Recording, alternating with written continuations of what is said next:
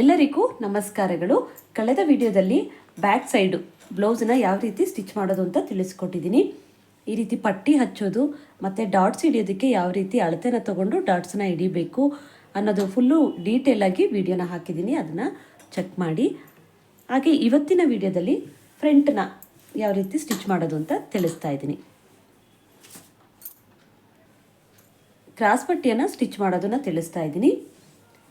ಇಲ್ಲಿ ನಾವು 3.5 ಇಂಚಿಗೆ ನಾವಿಲ್ಲಿ ಕಟ್ಟಿಂಗನ್ನು ಮಾಡ್ಕೊಂಡಿರ್ತೀವಲ್ಲ, ಇದು ಈ ಸೈಡ್ ಬರಬೇಕು.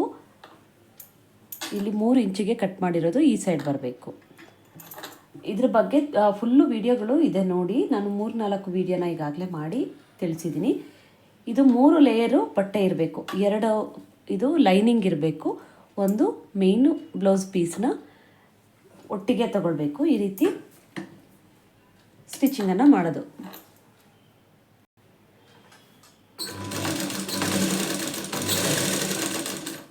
ಈ ರೀತಿಯಾಗಿ ನಿಧಾನವಾಗಿ ಸ್ಟಿಚಿಂಗನ್ನು ಮಾಡ್ಕೊಳ್ಳಿ. ನಾನು ಕಳೆದ ವಿಡಿಯೋಗಳಲ್ಲೂ ತಿಳಿಸಿದ್ದೀನಿ, 1/4 ಇಂಚಿಗೆ ಮಾತ್ರನೇ ಈ ಥರ ಸ್ಟಿಚ್ಚನ್ನ ಮಾಡ್ಕೊಳ್ಳಿ, ಜಾಸ್ತಿ ಎಲ್ಲ ಮಾಡಬೇಡಿ. ಇಷ್ಟು ಮಾತ್ರ ಸ್ಟಿಚಿಂಗನ್ನು ಮಾಡ್ಕೊಳ್ಬೇಕು.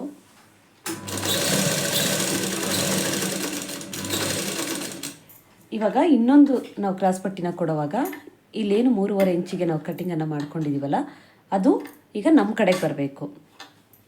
ನಾನು ಫಸ್ಟು ಕೊಟ್ಟಿದ್ದು ಈ ಕಡೆ ಇದೆ, ಇವಾಗ ನಾನು ಇನ್ನೊಂದು ಕೊಡೋದು ನಮ್ಮ ಕಡೆ ಬರಬೇಕು. ಇದನ್ನು ಈ ಕಡೆಯಿಂದ ಇವಾಗ ಸ್ಟಿಚಿಂಗನ್ನು ಮಾಡ್ಕೊಳ್ತೀನಿ. ಇಲ್ಲಿ ಬಟ್ಟೆ ಇಲ್ಲಿ ಕಡಿಮೆ ಇದ್ರೂ ಪರವಾಗಿಲ್ಲ, ಈ ಸೈಡು ನೋಡಿ ಇಲ್ಲಿ ಕರೆಕ್ಟಾಗಿ ಕೊಟ್ಕೊಳ್ಳಿ. ಈ ರೀತಿ ಕರೆಕ್ಟಾಗಿ ಫಸ್ಟೇ ನೀವು ಇಲ್ಲಿ ಇಟ್ಟು, ಹೊಸದಾಗಿ ಕಲಿಯೋರು ಈ ಥರ ಇಟ್ಟು ಒಂದು ಗುಂಡು ಪಿನ್ನನ್ನು 1-2 ಹಾಕ್ಕೊಳ್ಳಿ. ಅವಾಗ ನಿಮಗೆ ಈ ಥರ ತೆಳು ಬಟ್ಟೆ ಆದರೆ ಜರುಗೋದಿಲ್ಲ.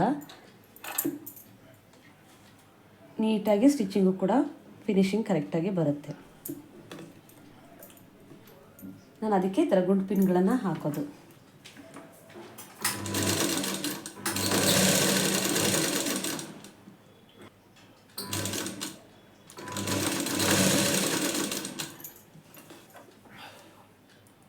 ಇದಿಲ್ಲಿ ಸ್ಟಿಚ್ ಆದಮೇಲೆ ಇದರ ಮೇಲೆ ಇನ್ನೊಂದು ಕಿನಾರನ ಹಾಕ್ಕೊಳ್ಳಿ. ಇದು ಈ ಸೈಡೇ ಬರಲಿ, ಲೈನಿಂಗು ಬಟ್ಟೆ ಇರುತ್ತಲ್ಲ ಈ ಸೈಡಿಗೆ ಇಲ್ಲಿ ಬಿಟ್ಟಿರ್ತೀವಲ್ಲ ಇಟ್ಟು ಸ್ಟಿಚ್ಚನ್ನು ಹಾಕ್ಕೊಳ್ಬೇಕು.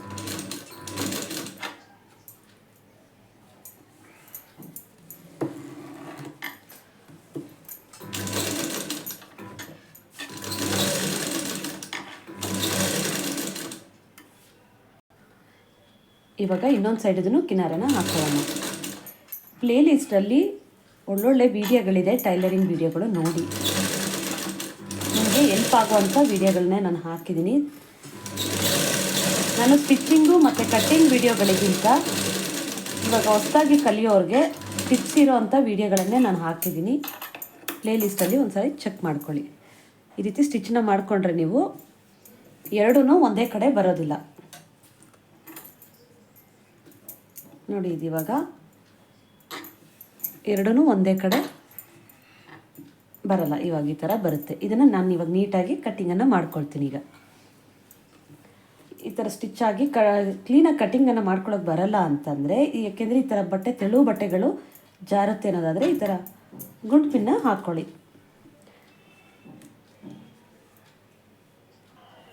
ಇದು ಇವಾಗ ಸ್ಟಿಚಿಂಗ್ ಆಯಿತು. ಇದನ್ನು ಎತ್ತಿಟ್ಟು ಇವಾಗ ಈ ಫ್ರಂಟ್ ಪಾರ್ಟನ್ನು ತೊಗೊಳ್ತೀನಿ.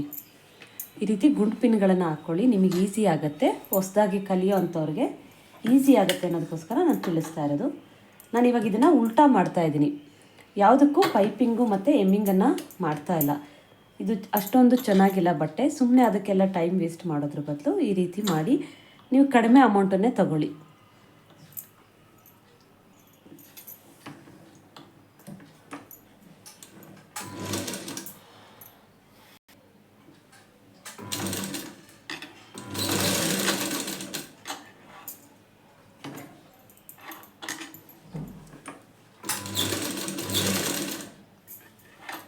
ಇವಾಗ ಇನ್ನೊಂದು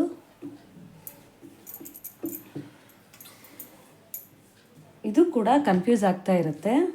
ಅದನ್ನು ನೀವು ನೋಡಿಕೊಂಡು ಈ ಲೈನಿಂಗ್ ಮತ್ತು ಮೇಯ್ನ್ ಬಟ್ಟೆಗೆ ಈ ಥರ ಪಿನ್ ಹಾಕ್ಕೊಳ್ಳೋ ಟೈಮಲ್ಲಿ ನೋಡಿಕೊಂಡು ಹಾಕ್ಕೊಳ್ಳಿ.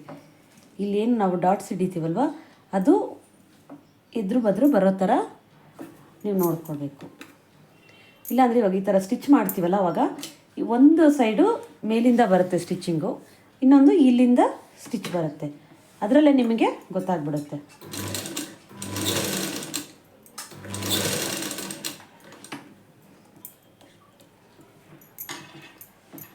ಬ್ಯಾಕ್ ಸೈಡು ಸ್ಟಿಚ್ಚಿಂಗ್ ಮಾಡುವಾಗ ತುಂಬಾ ಒಳ್ಳೊಳ್ಳೆ ಟಿಪ್ಸ್ಗಳನ್ನು ತಿಳಿಸಿದ್ದೀನಿ. ಆ ವಿಡಿಯೋ ನೋಡಿದ್ರೆ ನಿಮಗೆ ಐಡಿಯಾ ಬರುತ್ತೆ.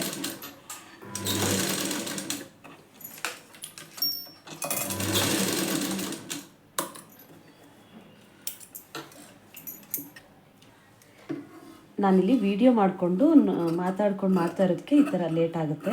ಇಲ್ಲ ಅಂದರೆ ಒಂದು 10 ನಿಮಿಷಕ್ಕೇ ಒಂದೊಂದು ಫಿನಿಶ್ ಆಗಿಬಿಡುತ್ತೆ. ಫ್ರಂಟ್ ಸೈಡು ಬ್ಯಾಕ್ ಸೈಡೆಲ್ಲ ಒಂದು 10-15 ನಿಮಿಷದಲ್ಲೇ ಫುಲ್ ಫಿನಿಷನ್ನು ಮಾಡ್ಬೋದು.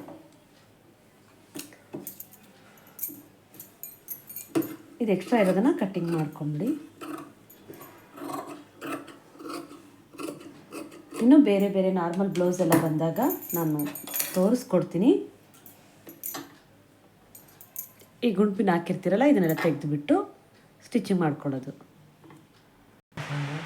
ಇದಿವಾಗ ಈ ರೀತಿ ಒಂದು 4-5 ಕಡೆ ಈ ಥರ ಕಚ್ಚ ಹಾಕ್ಕೊಳ್ಳಿ. ಈ ಸ್ಟಿಚಿಂಗಿಂದ ಆಚೆ ಹೋಗಬಾರ್ದು, ಈ ಸ್ಟಿಚಿಂಗ್ ಒಳಗಡೆ ಈ ಥರ ಹಾಕ್ಕೊಳ್ಬೇಕು. ಇದನ್ನಿವಾಗ ತಿರುಗಿಸೋಣ.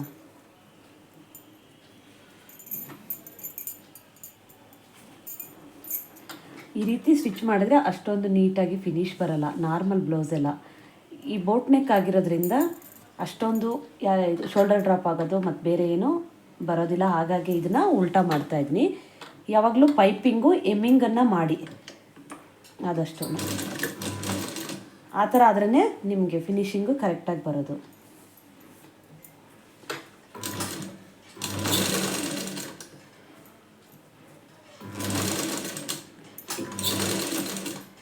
ನೀವು ಈಗ ನೋಡ್ತಾ ಇದ್ದೀರಲ್ಲ, ಎಲ್ಲೂ ದಾರ ಕಟ್ಟಾಗೋದಾಗಲಿ ಗಂಟಾಗೋದಾಗಲಿ ಏನೂ ಆಗ್ತಾಯಿಲ್ಲ ನೋಡಿ. ನಾನು ಬ್ಯಾಕು ಸ್ಟಿಚ್ ಮಾಡೋವಾಗಿಂದನೂ ನೀವು ಗಮನಿಸಿದ್ರೆ ಗೊತ್ತಾಗುತ್ತೆ. ಅದಕ್ಕೆ ಒಳ್ಳೆ ಕ್ವಾಲಿಟಿ ದಾರನ ತಗೊಳ್ಳಿ, ಮಿಷಿನನ್ನು ಆಯಿಲ್ ಹಾಕಿ ನೀಟಾಗಿ ಇಟ್ಕೊಳ್ಳಿ.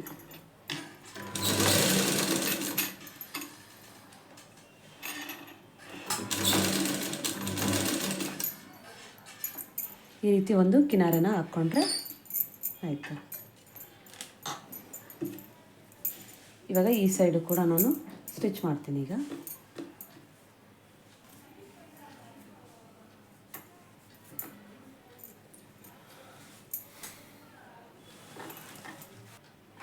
ಈಗ ಇನ್ನೊಂದು ಸೈಡು ಈ ರೀತಿ ಕೊಡ್ತಾ ಇದ್ದೀನಿ. ನೀವಿಲ್ಲಿ ಸ್ಟಿಚ್ ಆದಮೇಲೆ ಇಲ್ಲಿ ಒಂದೊಂದು ಟ್ರಿಮ್ಮರಲ್ಲಿ ಕಚ್ಚಾಕ್ಕೊಳ್ತೀರಲ್ಲ, ಆ ಥರ ಹಾಕ್ಕೊಂಡ್ರೆ ನಿಮ್ಗೆ ಇಲ್ಲಿ ನೀಟಾಗಿ ಈ ಥರ ಕರ್ವ್ ಬರೋದು. ಇಲ್ಲಾಂದರೆ ಇಷ್ಟು ನೀಟಾಗಿ ಬರಲ್ಲ.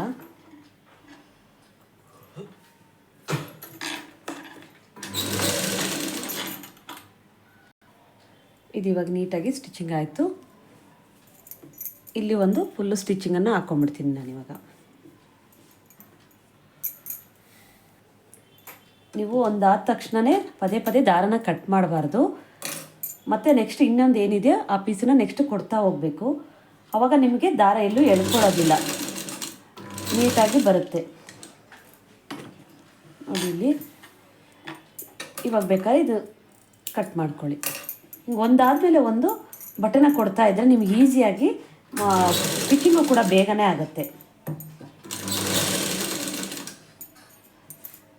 ಈ ಥರ ಕೆಲವೊಂದು ಅಭ್ಯಾಸಗಳನ್ನು ಮಾಡ್ಕೊಳ್ಳಿ.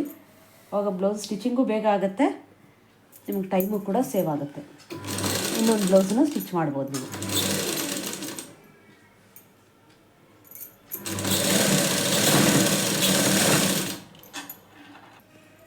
ಈ ಎಕ್ಸ್ಟ್ರಾ ಇರೋದನ್ನೆಲ್ಲ ಕಟ್ಟಿಂಗ್ ಮಾಡ್ಕೊಳ್ತಾ ಇದ್ದೀನಿ.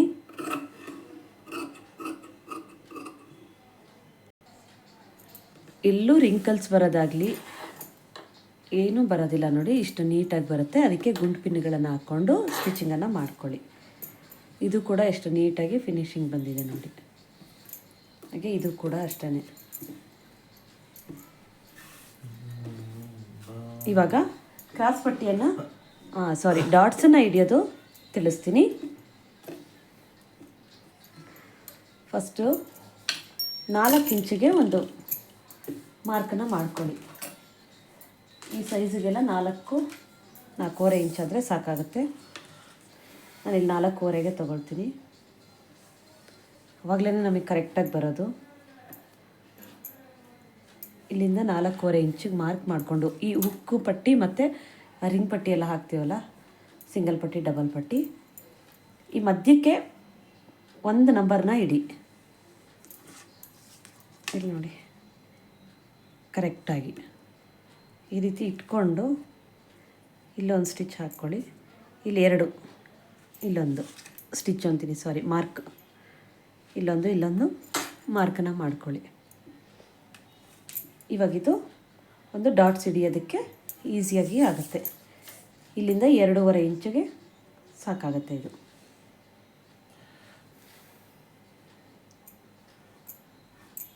ಇಲ್ಲಿ 2.25 ಇಂಚಿಗೆ ಒಂದು ಮಾರ್ಕ್ ಮಾಡ್ಕೊಳ್ಳಿ. ನಿಮ್ಗೆ ಬೇಕು ಅಂದರೆ ಈ ಥರ ಲೈನ್ ಹಾಕ್ಕೊಂಡು ಮಾಡಿ. ನಾನು ಹಾಗೇ ಸ್ಟಿಚ್ ಮಾಡ್ತೀನಿ, ಯಾವುದಕ್ಕೂ ನಾನೇನು ಮಾರ್ಕ್ ಮಾಡ್ಕೊಳ್ಳೋಕೆ ಹೋಗಲ್ಲ. ಈ ಸರ್ಕಲ್ಲು ಮೇಯ್ನು, ನಾವಿಲ್ಲಿ ಎಲ್ಲ ಡಾಟ್ಸ್ಗಳು ಹಿಡಿತೀವಲ್ಲ, ಈ ಸರ್ಕಲ್ಲೇ ಮೇಯ್ನು. ಇದೆಲ್ಲ 1.25 ಇಂಚು, 1.25, 2 ಇಂಚು ಆ ಥರ ಒಂದೊಂದು ಸೈಜ್ ಬ್ಲೌಸ್ಗೂ ಒಂದೊಂದು ಅಳತೆ ಬರುತ್ತೆ. ಇದು 1.25 ಇಂಚು, 1.25 ಆದರೂ ಸಾಕಾಗುತ್ತೆ. ಇದು ಇಲ್ಲಿ ನೀವು ಇನ್ನೇನು ಹಾಕಿರ್ತೀರ ಈ ಲೈನೇ ಬರಬೇಕು. ಇಲ್ಲಿ ಇದೆಯಲ್ಲ, ಈ ಸೈಡ್ ಲೈನ್ ಇರುತ್ತಲ್ಲ, ಇದನ್ನು ಇಟ್ಟು ಸ್ಕೇಲ್ ತೊಗೊಂಡು ಈ ಥರ ಮಾರ್ಕ್ ಮಾಡ್ಕೊಳ್ಳಿ. ನೀವು ಈ ರೀತಿ ಲೈನ್ ಹಾಕ್ಕೊಳ್ಳಿ. ಇಲ್ಲಿಂದ ತೊಗೊಳ್ಬೇಡಿ ಯಾವಾಗಲೂ. ಇಲ್ಲಿ 2.25 ಮಾರ್ಕ್ ಮಾಡ್ಕೊಂಡಿದ್ದೀವಿ. ಇಲ್ಲಿಂದ 1.25 ಇಂಚಿಗೆ ಒಂದು ಮಾರ್ಕ್ ಮಾಡಿ. ಇಲ್ಲಿಂದ 1.25 ಇಂಚಿಗೆ ಮೇಲಕ್ಕೆ ಮಾರ್ಕ್ ಮಾಡಿ. ಇಲ್ಲಿಂದ ಇಲ್ಲಿಗೆ ನಿಮಗೆ ಡಾಟ್ಸ್ ಸಿಗುತ್ತೆ. ಇದೆಲ್ಲ ಈಸಿಯಾಗಿ ಕಲೀಲಿ ನೀವು ಅನ್ನೋದಕ್ಕೋಸ್ಕರ ತಿಳಿಸ್ತಾ ಇರೋದು. ಇದು ಸೆಂಟ್ರಿಗೆ ಈ ಉಕ್ಕು ಪಟ್ಟಿ, ಕಾಜಾ ಪಟ್ಟಿ ಎಲ್ಲ ಮಾಡ್ತೀವಲ್ಲ, ಸಿಂಗಲ್ ಪಟ್ಟಿ ಡಬಲ್ ಪಟ್ಟಿ, ಇಲ್ಲಿ ಸೆಂಟ್ರಿಗೆ ಮಾಡ್ಕೊಂಡ್ಮೇಲೆ ಮತ್ತು ಇದು ಕೂಡ ಇಲ್ಲಿಂದ 1.25 ಇಂಚಿಗೆ ಮಾಡಿ.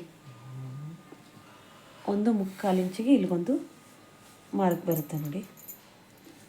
ಇಲ್ಲಿಂದ ಒಂದು ಸ್ಟ್ರೈಟ್ ಲೈನನ್ನು ಹಾಕ್ಕೊಳ್ಳಿ. ಇದ್ರ ಡೀಟೇಲಾಗಿ ನಾನು ವಿಡಿಯೋನ ಹಾಕಿದ್ದೀನಿ ನೋಡಿ, ಪ್ಲೇಲಿಸ್ಟಲ್ಲಿ ಇರುತ್ತೆ. ನಾನು ಡೀಟೇಲಾಗಿ ಹಾಕಿದ್ದೀನಿ. ಇವಾಗ ಡಾಟ್ಸನ್ನು ನಾನು ಹಿಡಿತೀನಿ. ನಾನು ಇಲ್ಲೊಂದೇನೆ ತೊಗೊಳ್ಳೋದು, ಇದೊಂದು ತೊಗೊಂಡ್ರೆ ಸಾಕು. ನಾನು ಇಲ್ಲಿಂದ ಇಲ್ಲಿಗೆ ಹಾಗೆ ಹಿಡಿತೀನಿ. ಇಲ್ಲಿ ಮೊದಲೇ ನಾವು 2 ಇಂಚು ಎಕ್ಸ್ಟ್ರಾ ತೊಗೊಂಡಿದ್ದೀವಲ್ವಾ, ಇಲ್ಲಿ ನೋಡಿ ಇವಾಗ ಇಲ್ಲೊಂದು ಇಂಚು ಸಿಗುತ್ತೆ ಮತ್ತು ಈ ಕಡೆ 1 ಇಂಚು ಹೋಗುತ್ತೆ. 2 ಇಂಚು ಇಲ್ಲೇ ಬರುತ್ತೆ.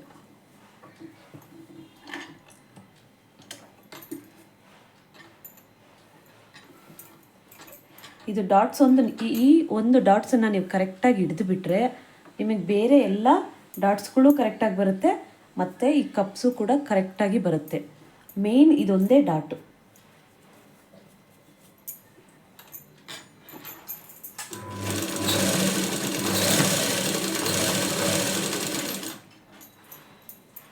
ಹಾಗೆ ನೆಕ್ಸ್ಟು ನಾನು ಇನ್ನೂ ಒಂದು ಟಿಪ್ಸನ್ನು ತೋರಿಸ್ತೀನಿ ನೋಡಿ. ಇವಾಗ ಇಲ್ಲಿ ಇದು ಈ ಕಡೆ ಬಂದಿದೆಯಲ್ಲ ಮೇಲೆ, ಇದು ಈ ಸೈಡ್ ಬರುತ್ತೆ. ಈ ಉಕ್ಕು ಪಟ್ಟಿ ಕಾಜಾ ಪಟ್ಟಿ ಮೇಲೆ ಬರುತ್ತೆ. ಈ ಸೈಡ್ ಸ್ಟಿಚ್ ಮಾಡೋದು ಇಲ್ಲಿ ಮೇಲೆ ಬರುತ್ತೆ. ಇದು ನೋಡ್ಕೊಂಬಿಟ್ರೆ ನಿಮ್ಗೆ ಇನ್ನೂ ಈಸಿ ಆಗಿಬಿಡುತ್ತೆ. ಅವಾಗ ಇಲ್ಲಿಂದ ಒಂದು 4.25 ಇಂಚಿಗೆ ಮಾರ್ಕನ್ನು ಮಾಡ್ಕೊಳ್ಳೋಣ.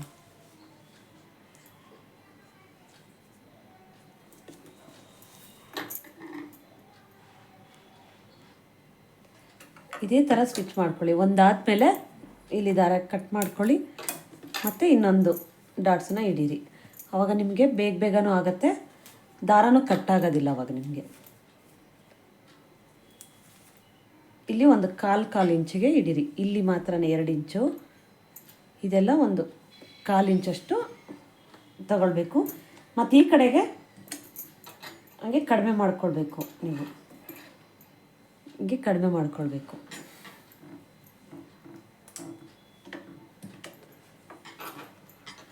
ಲೈನಿಂಗ್ ಬಟ್ಟೆ ಎಲ್ಲ ಇರುತ್ತೆ ನೋಡಿಕೊಂಡು, ಇದು ಮೇನ್ ಬಟ್ಟೆ ಎಲ್ಲ ಇರುತ್ತೆ, ಅದು ಸುಕ್ಕಾಗ್ಬಿಡುತ್ತೆ. ಇಲ್ಲಿ ಕರೆಕ್ಟಾಗಿದೆಯಾ ಈ ಥರ ನೋಡಿಕೊಂಡು ಸ್ಟಿಚ್ ಮಾಡ್ಕೊಳ್ಳಿ.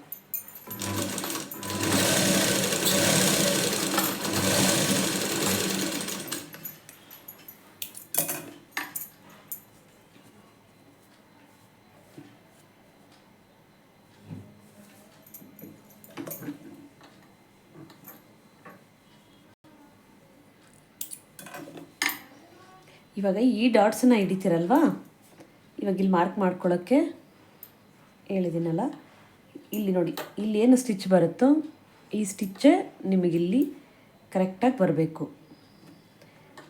ಈ ಉಕ್ಪಟ್ಟಿ ಕಾಜಾಪಟ್ಟಿ ಕಡೆಯಲ್ಲಿದೆ ನೋಡಿ, ಈ ಲೈನು ಸ್ಟಿಚ್ ಮಾಡಿರೋದು, ಇದೇ ಲೈನ್ ಕರೆಕ್ಟಾಗಿ ಬಂದ್ರೇ ನಿಮಗೆ ಬ್ಲೌಸು ಕರೆಕ್ಟಾಗಿ ಬರೋದು. ಎಲ್ಲೂ ಶೋಲ್ಡರ್ ಡ್ರಾಪ್ ಆಗೋಲ್ಲ, ಏನೂ ಆಗಲ್ಲವ ನಿಮಗೆ.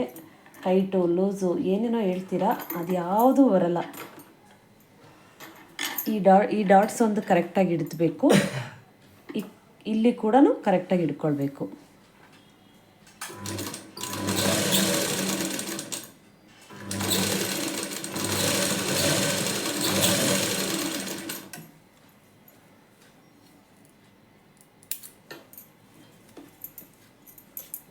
ನೀವು ಮಾರ್ಕ್ ಮಾಡೋದೇ ಬೇಡ, ಹಿಂಗೆ ಮಾಡಿದ್ರೆ ಸಾಕು, ಅದೇ ತನಗೆ ಬಂದ್ಬಿಡುತ್ತೆ ನೋಡಿ. ಈ ಲೈನಿಗೆ ಬರುತ್ತೆ ಈಗ.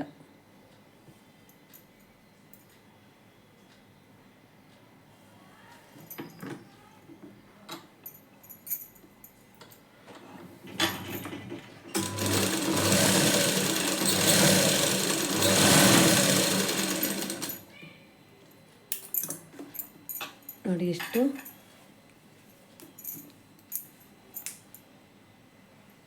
ನೀಟಾಗಿ ಕಪ್ಸ್ ಬಂದಿದೆ ನೋಡಿ. ಈ ರೀತಿ ಮಾಡಿದ್ರೇ ನಿಮಗಿಲ್ಲಿ ಫುಲ್ಲು ಲೂಸ್ ಬರುತ್ತೆ. ನೋಡಿ, ಇಲ್ಲಿ ಇದೆಲ್ಲ ಕ್ರಾಸ್ ಕಟ್ಟಿಂಗೇ ನೀವು ಮಾಡ್ಕೊಳ್ಳೋದು ಬೇಡ. ಇಲ್ಲಿ ಎಲ್ಲ ಕರೆಕ್ಟಾಗಿ ನೀವು ಇದನ್ನು ತಗೊಂಡ್ರೆ, ಈ ಮೆಜರ್ಮೆಂಟು ಕರೆಕ್ಟಾಗಿ ತೊಗೊಂಡ್ಬಿಟ್ರೆ ನಿಮಗೆ ನೋಡಿ ಬ್ಲೌಸ್ ಎಲ್ಲ ಲೂಸೇ ಬರುತ್ತೆ. ನಾನು 3 ಡಾಟ್ಸೇ ಹಿಡಿಯೋದು, 4 ಯಾವುದಕ್ಕೂ ಹಿಡಿಯಲ್ಲ. ಜಾಸ್ತಿ 40 ಮೇಲೆ ಜಾಸ್ತಿ ಆದರೆ ಮಾತ್ರನೇ ನಾನು ಹಿಡಿಯೋದು. 42, 46, 48 ಆ ಥರ ಆದ್ರೇ ಒಂದು 4 ಡಾಟ್ಸ್ ಬರುತ್ತೆ. ಇಲ್ಲಾಂದರೆ ನಾನು ಈ 3 ಡಾಟ್ಸಲ್ಲೇ ನಾನು ಫಿನಿಷ್ ಮಾಡೋದು. ಇವಾಗ ಕ್ರಾಸ್ ಪಟ್ಟಿನ ಇದಕ್ಕೆ ಯಾವ ರೀತಿ ಅಟ್ಯಾಚ್ ಮಾಡೋದು ಅಂತ ತೋರಿಸ್ತೀನಿ. ಅದಕ್ಕೆ ಮುಂಚೆ ನೀವು ಈಗ ಇಲ್ಲಿ 2 ಸ್ಟಿಚ್ಚನ್ನು ಹಾಕ್ಕೊಂಡಿರಬೇಕು. ಒಂದೊಂದೇ ನಾವು ಸ್ಟಿಚ್ ಹಾಕಿರೋದು. ಇವಾಗ ನಾನು ಇನ್ನೊಂದು ಸ್ಟಿಚ್ಚನ್ನು ಹಾಕ್ಕೊಳ್ತೀನಿ.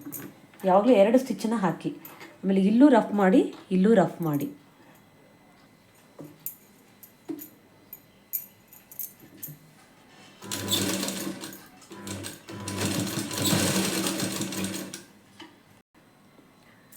ವಿಡಿಯೋ ಇವಾಗ ತುಂಬಾ ದೊಡ್ಡದಾಗಿರ್ತಾ ಇದೆ, ಹಾಗಾಗಿ ನೆಕ್ಸ್ಟ್ ವಿಡಿಯೋದಲ್ಲಿ ನಾನು ಈ ಕ್ರಾಸ್ ಪಟ್ಟಿ ಅಟ್ಯಾಚ್ ಮಾಡೋದು, ಹಾಗೆ ಉಪ್ಪಟ್ಟಿ, ರಿಂಗ್ ಪಟ್ಟಿ, ಅದೇ ಸಿಂಗಲ್ ಪಟ್ಟಿ, ಡಬಲ್ ಪಟ್ಟಿ ಅಂತೀವಲ್ಲ, ಅದನ್ನು ತೋರಿಸ್ಕೊಡ್ತೀನಿ. ಇದು ಫ್ರಂಟ್ ಸೈಡು, ಇಷ್ಟನ್ನು ಮಾತ್ರ ಈ ವಿಡಿಯೋದಲ್ಲಿ ತೋರಿಸಿದ್ದೀನಿ. ಧನ್ಯವಾದಗಳು. ಈ ವಿಡಿಯೋ ಏನಾದರೂ ಇಷ್ಟ ಆದರೆ ಪ್ಲೀಸ್ ಒಂದು ಲೈಕ್, ಕಮೆಂಟನ್ನು ಮಾಡಿ. ನಿಮಗೆ ಟೈಲರಿಂಗ್ ಬಗ್ಗೆ ಯಾವುದೇ ಮಾಹಿತಿ ಬೇಕು ಅಂದ್ರೂ ಕಮೆಂಟ್ ಮಾಡಿ ತಿಳಿಸಿ, ನಾನು ಅದ್ರ ಬಗ್ಗೆ ವಿಡಿಯೋ ಮಾಡಿ ತಿಳಿಸ್ಕೊಡ್ತೀನಿ.